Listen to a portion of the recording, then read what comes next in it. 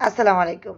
সবচেয়ে সহজে এবং কোনো রকম ওভেন ছাড়া চুলায় আজকে আমি 1 কেজি ওজনের একটি চকলেট স্পঞ্জ কেকের বেসিক তৈরি করে দেখাবো। আশা করছি একদম যারা চুলায় তৈরি করবেন পারফেক্ট মেজারমেন্টের সহ একটি পারফেক্ট চকলেট কেকের তৈরি করতে পারবেন। আর এই মেজারমেন্টে আপনারা 2 পাউন্ড চকলেট কেক তৈরি করতে পারেন বা 1 কেজি ওজনের এখানে কিভাবে আপনারা তৈরি করবেন সেটা আমি দেখাবো আজকে। প্রথমে আমি শুকনো উপকরণগুলো মেপে নেওয়ার জন্য মানে চেলে নেওয়ার জন্য 1/3 কাপ ময়দা আর 2 টেবিল চামচ পরিমাণ কোকো পাউডার নিয়ে নিচ্ছি। তো আজকে ভিডিওটা কোনো রকম টানবেন না, আস্তে ধীরে দেখবেন, আমি অনেক রকম টিপস দিব। তো প্রতি পাউন্ডের জন্য 1 টেবিল চামচ পরিমাণ কোকো পাউডার নেবেন। আর নিলাম এখানে 1 টেবিল চামচ পরিমাণ কর্নফ্লাওয়ার। কর্নফ্লাওয়ারটা আপনারা চাইলে 2 টেবিল চামচ পরিমাণ দিতে পারেন। কর্নফ্লাওয়ারটা দিলে চকলেট কেকটা আরও স্পঞ্জ হয়। তো এখানে আমি বেকিং পাউডার পুরোপুরি 1 চা চামচ নিয়েছি, কারণ হচ্ছে প্রতি পাউন্ডের জন্য হাফ চা চামচ করে। তো যেহেতু এখানে 1 কেজি রয়েছে, তো 2 পাউন্ডের একটু উপরে 1 চামচ নিয়ে আমি সামান্য একটু দিয়েছি।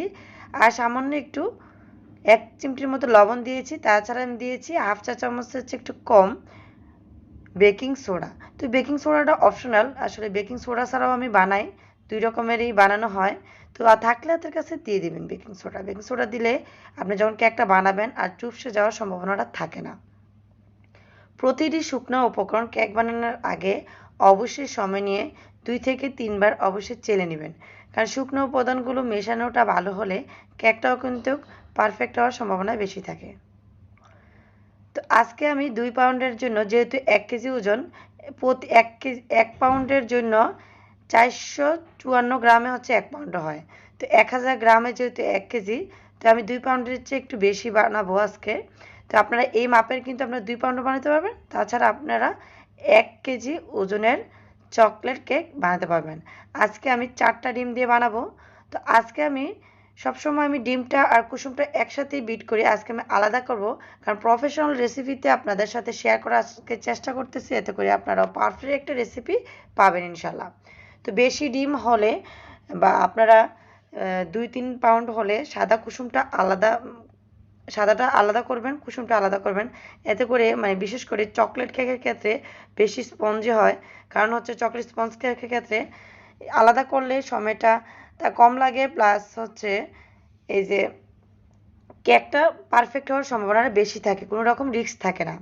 তো আমি এখানে, আপনারা সব সময় ময়দা যতটুকু নেবেন ততটুক পরিমাণ চিনি নেবেন, এতে করে আপনাদের মিষ্টিটা পারফেক্ট হবে। তো আমার যেহেতু এখানে লাল চিনিটা একটু মিষ্টি কিন্তু বেশি থাকে, তাই আমি এখানে হাফ কাপ চিনি নিয়েছি, কারণ হচ্ছে এটা যেহেতু আমি বার্থডে কেক বানাবো, সেই ক্ষেত্রে এটাতে সুগার সিরাপ তারপর ক্রিম সব কিছু দেওয়া হবে, সেক্ষেত্রে কিন্তু মিষ্টিটা ব্যালেন্সে চলে আসবে। আর যারা খালি খেতে চাবেন বা খালি খাওয়ার জন্য বাসা বানাবেন, তারা ময়দা হাফ কাপ, 1 কাপ যেহেতু সব কিছু দিয়েছেন 1 কাপও দিতে পারেন। তাছাড়া 1 কাপের চেয়ে একটু কম চিনি দিতে পারেন।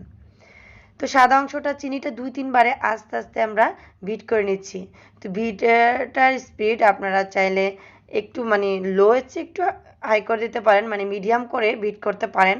তো কিছুক্ষণ বিট করার পর কিন্তু এরকম ফোমই চলে আসবে, সাদা অংশটা ফোম যখন হয়ে যাবে সুন্দর মতো, তখন আমরা এই যে কুসুমটা মেশাবো।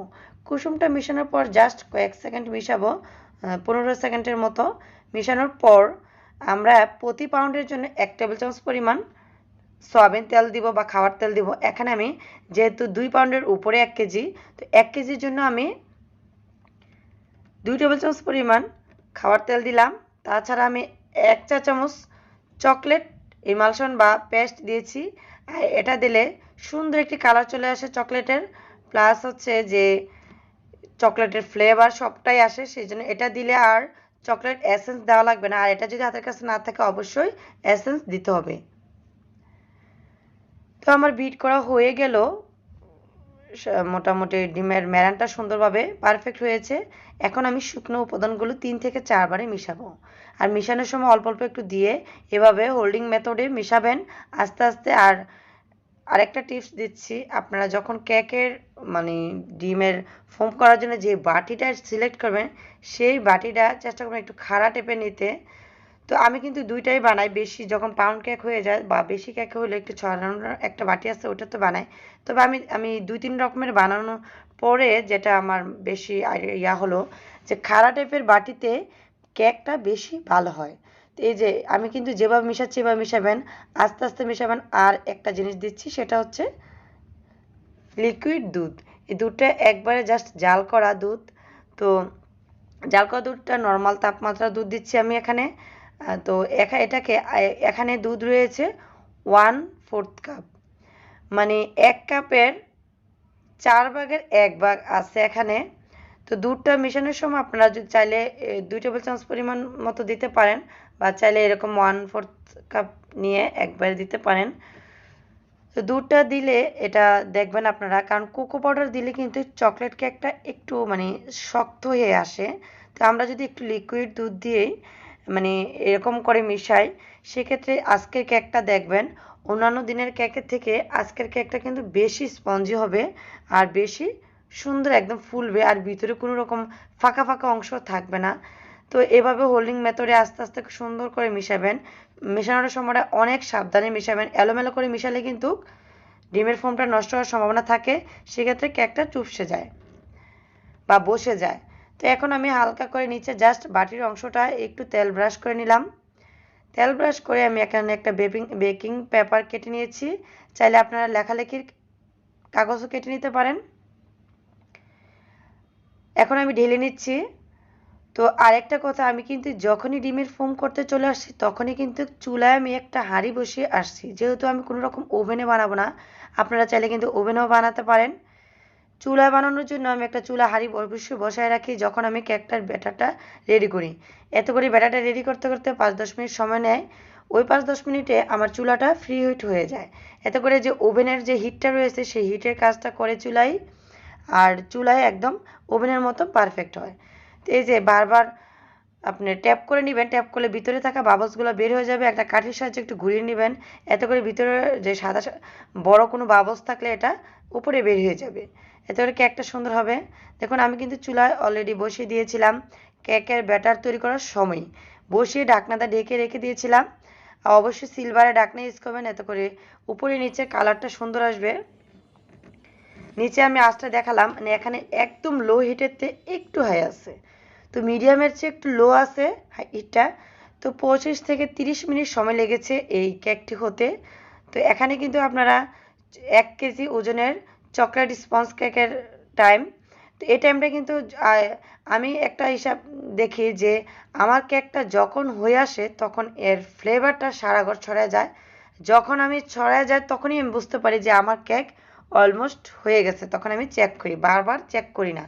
তো তখন যদি দেখি কোনো বাইসেসে আর একটু কালার, বিশেষ করে পাউন্ড কেকের ক্ষেত্রে কালার দরকার, তখন আমি একটু ডিম করে আরেকটু লো করে একটু অপেক্ষা করি। যেহেতু স্পঞ্জ কেক, এটার তো কোনো কালার প্রয়োজন নেই। এটা হয়ে গেছে আধা ঘন্টার মধ্যে, আমি এটা তুলে ফেললাম। অলরেডি কিন্তু ঠান্ডা করার জন্য রেখে দিয়েছিলাম, আর আমার ছেলে মাঝখান দিয়ে একটু নিয়ে গেছে, দেখতেই পাচ্ছেন মাঝখান দিয়ে কিন্তু একটু কালো ছিল।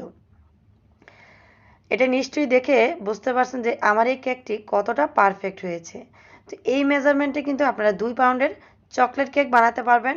তাছাড়া আবার 1 কেজি ওজনের চকলেট কেক বানাতে পারবেন। কারণ 2 পাউন্ডের চকলেট কেকের ওজন হবে, যেহেতু 1 পাউন্ড ওজন হচ্ছে 454 গ্রাম, সেই ক্ষেত্রে 2 পাউন্ড ওজন হবে প্রায় 1000 গ্রামের থেকে 12 গ্রাম কম হবে। তো এভারেজে কিন্তু আপনারা সেই 1 কেজি ওজনের বানালেই 2টা কাজ হয়ে যাবে একদম। আশা করছি এই রেসিপিটা একদম সঠিকভাবে ফলো করে আপনারাও 100% এই সুন্দর পারফেক্ট কেকটি বানাতে পারেন। আর অবশ্যই খাতায় আপনারা মেজারমেন্টগুলো লিখে রাখবেন, আমি ডেসক্রিপশন বক্সে দিয়ে দিবেন। তো আশা করছি আজকের রেসিপিটি ভালো হবে। কেমন লেগেছে অবশ্যই কমেন্টসের মাধ্যমে জানাবেন। সবাই ভালো থাকবেন, সুস্থ থাকবেন। আল্লাহ হাফেজ।